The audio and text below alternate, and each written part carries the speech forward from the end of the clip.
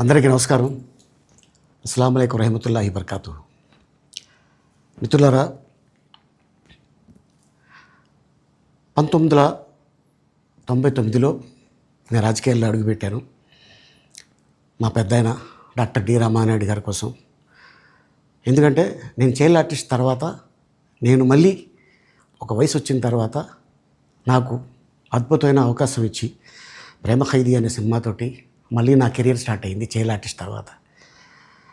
అలాగే వారు బాపట్ల నుంచి ఇలాగ నేను ఎంపీగా నుంచుంటున్నాను రా, నువ్వు రావాలి, నా క్యాన్వాస్ చేయాలి అనగానే తప్పకుండా గురుగారు, ఎందుకంటే మీ సినిమా తర్వాత నేను మళ్ళీ ఒక ఆర్టిస్ట్గా నేను ఎదిగాను, సో డెఫినెట్గా నేను వస్తాను అని చెప్పి వెళ్ళటం జరిగింది. అప్పుడు టీడీపీ హయాంలో దాదాపు ఒకే పార్టీలో 20 సంవత్సరాలు నేను ఉన్నాను. తర్వాత మళ్ళీ ఇటు రావడం జరిగింది. నాకు అన్నం పెట్టింది ఫస్ట్ నా తెలుగు ఇండస్ట్రీ, నా తెలుగు ప్రజలు, ప్రేక్షక దేవుళ్ళు, నా నిర్మాతలు, నా డైరెక్టర్సు, నా హీరోలు. ఈ రోజున ఈ రేంజ్లో నేను ఎదిగాను. 45 సంవత్సరాలు ఇండస్ట్రీలో ఉన్నాను. దాదాపు 1200 సినిమాలు పైచిలుకు యాక్ట్ చేయడం జరిగింది. 6 భాషల్లో యాక్ట్ చేయడం జరిగింది. ఓకే, నేను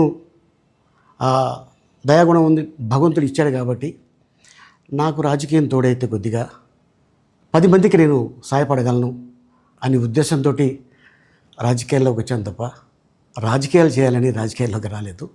ఇండస్ట్రీ నాకు ఇంత మంచి లైఫ్ ఇచ్చింది, నేనేం చేస్తే బాగుంటుంది అని నలుగురిని చూసి నేను ఒక ట్రస్ట్ పెట్టుకున్నాను మా నాన్నగారి పేరున. దాదాపు 16 సంవత్సరాలు అవుతుంది నేను ట్రస్ట్ పెట్టుకొని. ఏ రోజు కూడా, ఈవెన్ దో కోవిడ్లో కూడా ప్రతి నెల వాళ్ళకి 1000 రూపాయలు నేను సాయం చేసేవాడిని. కోవిడ్లో కూడా ఆపకుండా అలా కంటిన్యూగా సాయం చేస్తూనే ఉన్నాను.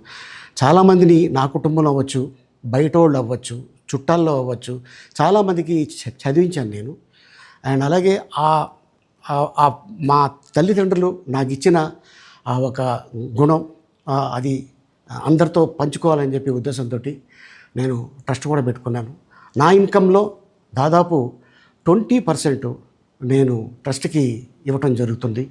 గతంలో కూడా చెప్పా, ఫారిన్ కంట్రీస్లో ఏదైనా ఈవెంట్స్ చేస్తే దాంట్లో నుంచి 60% ట్రస్ట్కి వెళ్ళి 40% నేను తీసుకునేవాడిని.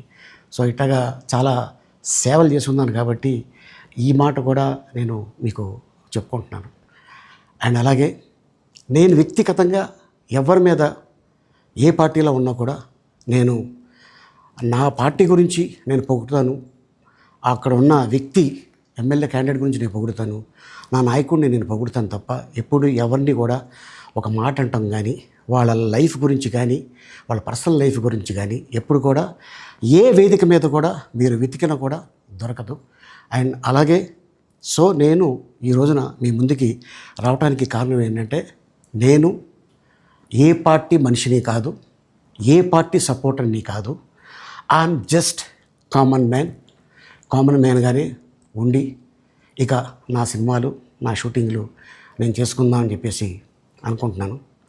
That's it. ఈ మాట చెప్పడానికే నేను మీ ముందుకు వచ్చాను. సో నేను ప్రతి 5 సంవత్సరాలకు ఒకసారి ఎలక్షన్లో మీరు వెళ్ళి ఎలా ఓటేస్తారో నేను కూడా ఒక కామన్ మ్యాన్గా వెళ్ళి ఓటేసి వస్తాను. సో రాజకీయాలకి స్వస్తి, గుడ్ బై, థ్యాంక్ యూ.